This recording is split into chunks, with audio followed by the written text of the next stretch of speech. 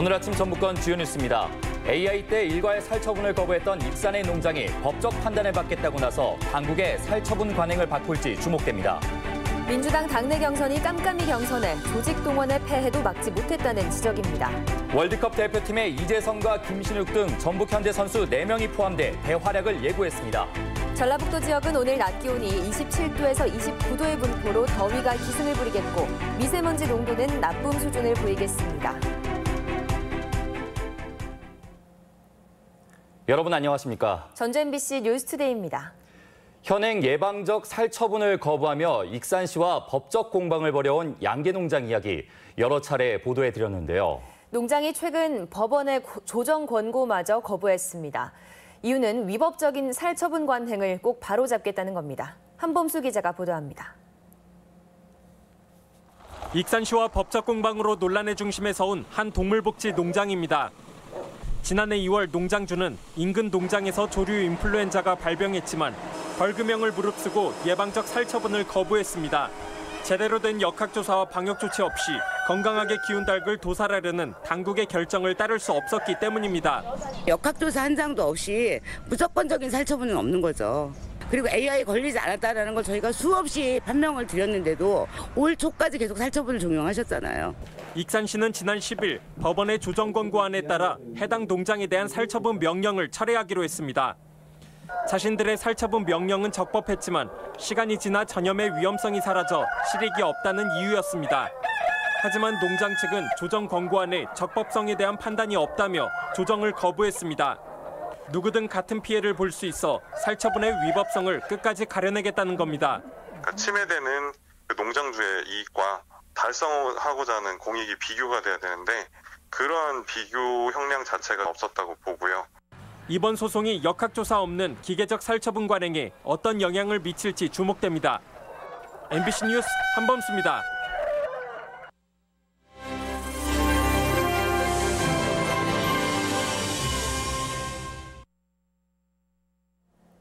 민주당 당내 경선의 문제점을 짚어보는 시간, 오늘은 두 번째로 조직 선거의 문제를 지적합니다. 민주당은 안심번호를 도입해 당원뿐 아니라 일반 시민 여론도 반영하겠다고 했지만 조직 선거 폐해를 막지는 못했습니다. 유론 기자입니다. 권리당원 50%, 일반 시민 50%의 전화투표로 결정되는 단체장 공천. 노인들은 그러나 전화투표를 제대로 해본 적이 없다고 말합니다. 번호 눌러서 그렇게는 안 된다고 노인 양반들은 못 누르잖아요. 핸드폰 있어도 몰라요. 버튼 조작도 어렵고 보이스피싱 때문에 전화를 피하는 노인도 많고 정치에 무관심한 청년도 적지 않아 특정 계층이나 세대의 의사만 반영된다는 지적입니다. 어른들이 소외되지 않게 하려면은 우리가 출구조사 같이 모바일이 아니라 찾아다니면서 여론조사를 하는 것이 바람직하지 않나. 이처럼 안심번호 투표 응답률이 낮고 특정 세대에 집중되다 보니 조직선거의 폐해가 고스란히 재현됩니다. 부안과 김제, 정읍에서는 1인 2투표가 가능했다거나 1인 2투표를 일부 후보가 조직적으로 독려했다는 말까지 나옵니다. 권리당원은 수천 명인데 반해 안심번호는 목표 투표수가 700명이어서 당원 투표의 2배 또는 3배의 효과가 있기 때문입니다. 10시 47분에 한 번 오고요. 그다음에 10시 57분에 한 번 또 왔습니다. 당원이신가요? 네. 한 번 당원으로서 투표를 하신 거고. 네네. 그다음에 뭐 아까 안심번호. 네, 안심번호로. 일부 시민에게만 여론을 묻는 이런 안심번호 투표는 표본 오차가 클 뿐 아니라 후보자에 대한 심도 있는 정보 제공 없는 인기 투표에 불과해 논란이 끊이지 않습니다. 공약 검증도 하고 정책 검증도 하고 종합해서 공천을 해야 되는데 지금 여론조사에 거의 맡겨놓고 공천을 하는 이런 형태 자체가 바람직하지 않다. 이 때문에 새정치연합이 4년 전 도지사 경선에서 1,500명의 선거인단을 모집해 연설과 토론을 듣고 후보를 선출했던 것처럼 일종의 수기 배심원제를 요구하는 목소리도 꾸준합니다. 토론도 하고 직접 대면도 하고 각계각층 사람들을 무작위로 추출해서 참여를 시켰고, 그러니까 객관적인 공정성 부분에 있어서는 상당히 좋은 제도인데, 묻지마 입당과 묻지마 투표가 아닌 성숙한 당원의 합의로 공천이 진행돼야 결과에 승복하는 정치 문화가 뿌리 내릴 수 있다는 것. 과거 체육관 선거의 폐해를 보완하고 ARS 투표의 문제점도 보완할 당내 민주주의에 대한 고민이 무엇보다 시급한 시점입니다. MBC 뉴스 유룡입니다. 평화당이 원칙 없는 비례대표 전략 공천으로 내홍을 겪고 있습니다. 민주평화당 도 당은 최고위가 비례대표로 공천한 특정 후보에 대해 절차 위반 논란이 제기되자 전면 백지화한 뒤 당원 투표로 재공천하기로 했습니다. 평화당은 2년 전 대선 공헌도를 감안해 후보를 공천했다는 입장인데 선거법 위반 논란까지 제기되며 백지화됐습니다. 인물난을 겪어온 자유한국당이 전북지사 후보를 내기로 해 선거 구도에 변화가 예상됩니다. 자유한국당 공천관리위원회는 도지사 후보로 신재봉 무진장 완주지역위원장을 선출하고 이번 주 안에 최고위원회 인준을 거치기로 했습니다. 도지사 선거전은 기존 민주당과 평화당, 정의당, 민중당에 자유한국당이 가세해 5파전으로 치러질 전망입니다. 러시아 월드컵에 나갈 축구대표팀 명단이 확정됐습니다. 전북현대에서는 김신욱과 이재성 등 4명이 이름을 올렸습니다. 박찬익 기자입니다. 신태용 축구대표팀 감독이 러시아행에 오를 28명의 선수 명단을 발표했습니다. 예상대로 전북현대 선수로는 최전방에서 높이를 책임질 김신욱과 좌측 날개에서 공수 조율을 맡을 이재성이 거명됐습니다. 와서 너무나 기쁘고요. 또 정말 영광스럽게 생각하고 있기 때문에 정말 잘 준비해서 월드컵에서 좋은 활약을 펼치고 싶습니다. 4년간 어떻게 준비했는지 그런 또 제 자신을 또 한번 평가할 수 있는 좋은 기회라고 생각하고. 수비수 가운데는 지난 2014년 월드컵에서 뛴 경험이 있는 이용과 부상에서 회복 중인 김진수 단 2명만 신태용호에 승선했습니다. 마지막 물망에 올랐던 김민재는 복숭아뼈 골절로 아쉽게 탈락했습니다.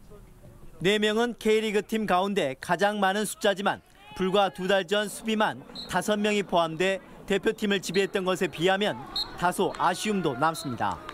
반신반의를 많이 했었는데 그래도 이렇게 발탁이 돼서 좀 책임감이 좀 막중한 것 같아요. 러시아 월드컵에 나갈 최종 23명은 다가오는 2차례 평가전에서 가려질 전망입니다. 특히 대표팀은 다음 달 1일 전주에서 보스니아 헤르체고비나와 국내 마지막 평가전과 함께 월드컵 출정식을 가질 예정입니다. 러시아 월드컵에서 전북현대 선수들이 어떤 활약을 보여줄지 벌써부터 기대가 높아지고 있습니다. MBC 뉴스 박찬익입니다. 전주국제영화제가 내년이면 벌써 20주년을 맞습니다. 영화 표현의 해방구라는 확실한 색깔로 국내 대표 영화제로 자리를 굳혀가고 있는데요. 지금까지의 성과와 남은 과제를 이경희 기자가 취재했습니다. 19년간 독립대한영화제의 지평을 넓혀온 전주국제영화제. 좋은 영화를 발굴해 관객에게 알리고 제작 투자에도 힘을 보태며 어느덧 전주를 넘어 국내 대표 영화제로 자리 잡았습니다. 올해 최다 관객, 최다 매진을 기록하며 영화제의 저력을 보여줬습니다. 독립영화를 위해서 잘 만들어진 영화제 같고요. 전주를 대표하는 영화제로 자리 잡은 것 같습니다. 하지만 영화제가 한 단계 도약하기 위해선 안정적인 시스템을 갖추고 국제적 명성을 끌어올리는 게 숙제로 남았습니다. 단기 계약 인력이 많아 사무처 직원이 자주 바뀌다 보니 기획, 홍보 등 조직이 유기적이지 못한 점은 매해 지적돼 왔습니다. 국제영화제라는 이름에도 올해 참가국 수는 지난해 58개국에서 45개국으로 감소했고 외신 기자들의 관심도 부족합니다. 자료를 축적하고 메인 행사를 할 수 있는 공간도 숙제입니다. 전주시는 2021년 개관을 목표로 독립영화의 집 건립을 추진 중입니다. 커뮤니티 공간, 그리고 자료 확보할 수 있는 아카이빙 공간, 그리고 교육 공간 등이 필요해서 현재 저희가 중앙투자심사를 행정자치부에 의뢰한 상태입니다. 내년이면 벌써 20돌로 청년 나이가 된 전주국제영화제. 영화제의 성장을 위해선 행정의 지원과 도민들의 관심도 필요해 보입니다. MBC 뉴스 이경입니다. 여성단체연합은 전주지검 앞에서 기자회견을 열어 미투 폭로에서 가해자로 지목된 지역 문화예술계 인사 3명에 대해 피해 여성의 눈높이에서 수사가 이루어져야 한다고 주장했습니다. 이들은 오는 17일 전북대 구정문 앞에서 젠더폭력 끝장 집회를 열어 여성 안전과 성폭력 근절 논의를 이어가겠다고 밝혔습니다. 몸이 아프니 외래 진료를 받게 해달라는 재소자의 요청을 전북 군산교도소 측이 미루는 바람에 결국 재소자가 숨졌다는 주장이 제기됐습니다. 이곳에서는 지난해에도 뇌출혈로 쓰러진 재소자를 3시간가량 방치해 결국 재소자가 숨졌다는 논란이 일기도 했습니다. 박연선 기자의 보도입니다. 지난해 5월 공갈 혐의로 군산교도소에 수감된 58살 이모 씨는 지난 1월 29일과 2월 5일 그리고 2월 6일 3차례에 걸쳐 외래 진료를 요청했습니다. 어깨 부분에 심한 통증 때문이었습니다. 교도소 측은 그러나 이 씨가 아프지 않은 사람처럼 행동한다며 외래 진료를 미뤘고 이틀 뒤 이 씨를 정읍교도소로 이감했습니다. 혈액암으로 나중에 나오긴 했지만 그런 전조 증세나 이런 것 자체를 우리 의료진이 전혀 파악할 수가 없었죠. 본인이 이렇게 어깨 통증을 계속 호소를 하니까 정형외과 진료 예정을 잡은 거 아니에요. 그런데 이 씨는 정읍교도소로 이감됨과 동시에 쓰러졌고 병원에서 혈액암 판정을 받았습니다. 당장 투석 치료를 해야 할 정도로 상태는 악화돼 있었지만 교도소 측은 알아채지 못했습니다. 상태가 굉장히 안 좋습니다. 그냥 지켜볼 것이 아니고 이 자녀분들은 연락을 하셔서 지금 상태가 좀 많이 콩팥이 안 되어서 위험하다. 그래서 투석 치료를 하고 있다. 이 씨는 입원 치료를 받다 3월 27일 만기 출소했지만 합병증으로 인한 뇌출혈로 지난 6일 결국 사망했습니다. 유가족들은 의무 기록을 근거로 교도소 측의 방치 속에 이 씨의 병세가 악화됐던 것이라고 주장합니다. 아니 막 눌러가지고 귀찮게 할 정도로 통증이 심하다고 진짜 했어도 그걸 무시했다고 하더라고요. 그리고 해당 교도소에서는 지난해 7월에도 수감자가 뇌출혈로 숨졌는데 쓰러진 뒤 3시간가량 방치돼 논란을 빚기도 했습니다. 교도소에서 수감자 사망이 잇따르고 있어 사법 의료 체계에 대한 면밀한 실태 점검이 요구되고 있습니다. MBC 뉴스 박연선입니다. 부당해고를 주장하며 1년 3개월 동안 전주시청 앞에서 농성을 벌인 청소 노동자들이 시와 합의했습니다. 전주시는 농성 중이던 청소 노동자 4명을 연말까지 단기 채용한 뒤 내년에 대행업체 복귀나 고용될 수 있도록 노력하기로 하고 천막을 철거하기로 했습니다. 고용노동청은 시가 청소 용역업체를 재선정하면서 고용을 약속한 노동자들을 업체가 임의로 해고했다며 시정을 권고했었습니다. 지역 균형 발전을 위한 지역 중심의 발전축이 제안됐습니다. 전북연구원은 수도권 중심의 불균형을 해소하려면 동서와 강원 호남축 등 국가 균형 발전축을 새로 설정하는 국민적 공감대가 필요하다고 제안했습니다. 특히 전북은 무주 대구 고속도로와 전주 김천철도 등 지역 연계 사업을 주도적으로 추진해야 한다고 주장했습니다.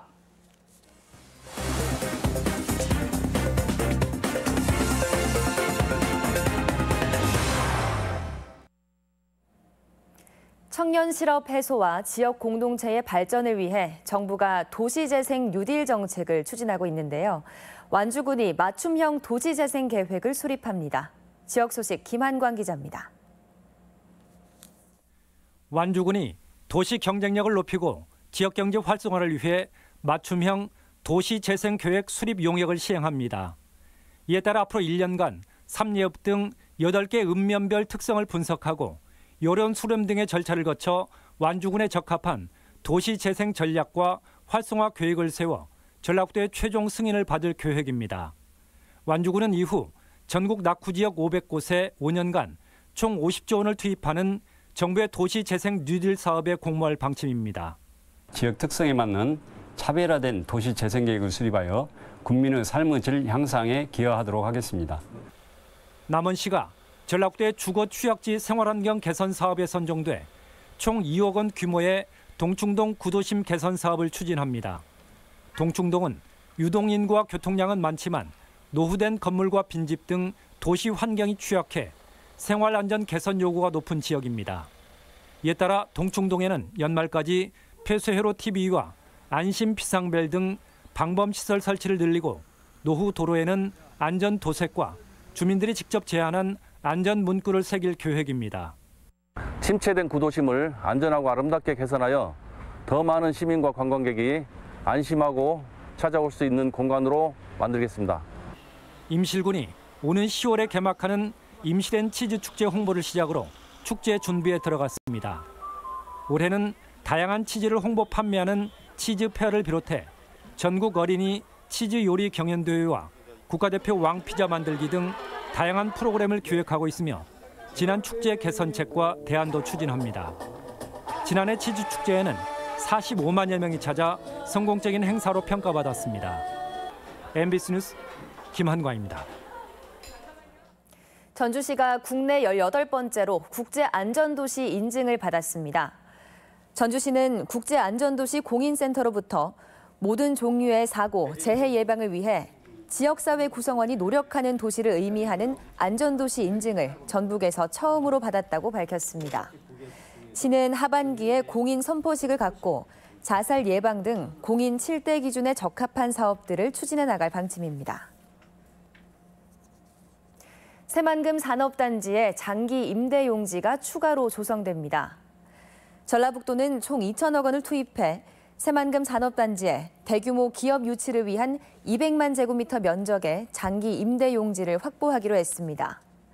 우선 1단계로 올해와 내년 100만 제곱미터를 공급하기로 하고 내년 정부 예산에 국비 900억 원을 반영시킨다는 계획입니다. 전주 덕진경찰서는 복지관 직원을 사칭해 절도 행각을 벌인 48살 여성 최모 씨를 침입 절도 혐의로 불구속 입건했습니다. A씨는 지난달 10일 전주시 동산동의 70대 노인의 집에서 복지관 직원을 사칭해 외출 시간을 알아내고 열쇠를 훔친 뒤 다시 찾아가 200만 원 상당의 금품을 훔친 혐의를 받고 있습니다. 민주평화당 임정엽 도지사 후보는 군산에서 기자회견을 갖고 정부가 8천억 원을 투자하는 한국 GM 정상화 방안을 최종 확정하면서 군산을 배제했다며 대책을 촉구했습니다. 또 군산 조선소도 폐쇄는 없을 것이라는 대통령의 공약과 달리 2개월 만에 문을 닫았다며 경남 살리기에 희생된 전북경제 회생 방안을 모색하겠다고 밝혔습니다. 민중당 이광석 도지사 예비후보는 기자회견을 열어 도지사 재량 사업비가 매번 규모와 쓰임새가 공개되지 않는 등 선거 예산으로 전략해왔다며 기득권 정치 철폐를 위해 투명한 공개를 약속했습니다. 또 지방 보조 사업비의 세부 내역도 공개해 특정 업체 몰아주기 의혹을 해소하는 한편 도의원들의 해외 연수 폐지, 의정 활동비 삭감도 공약했습니다. 다음은 우리 지역 행사와 문화 소식입니다. 전주시립 국악단의 상설 공연인 남상일과 함께하는 정호의 비타민 콘서트가 오늘 덕진예술회관에서 무료로 마련됩니다. 전주시립 합창단의 정기 연주회가 오늘 한국소리문화의 전당에서 있습니다. 정읍시립합창단은 오늘 정읍사예술회관에서 꽃과 사랑의 노래라는 주제로 정기 연주회를 엽니다. 전북 피아노 듀오 협회가 오늘 군산예술의 전당에서 정기 연주회를 갖습니다. 리처드 용재온일과 임동혁의 듀오 리사이틀이 다음 달 2일 한국소리문화의 전당에서 열립니다. 남원 지역 교육단체가 지방선거를 앞두고 오늘 그린 예식장에서 남원시장 후보들의 교육 정책을 듣는 자리를 마련했습니다. 탈북자 출신인 유현주 강사가 오늘 전주시청 강당에서 우리의 삶과 행복이란 주제로 강연합니다. 전라북도가 금융 아카데미를 마련하고 오늘 전북대학교에서 금융 관련 강의를 진행합니다. 구직 여성들을 위한 전주 고용 복지 만남의 날 행사가 모레 전주 고용복지 플러스 센터에서 열립니다. 다양한 곤충을 만져볼 수 있는 특별 전시회가 오늘까지 농촌진흥청에서 운영됩니다.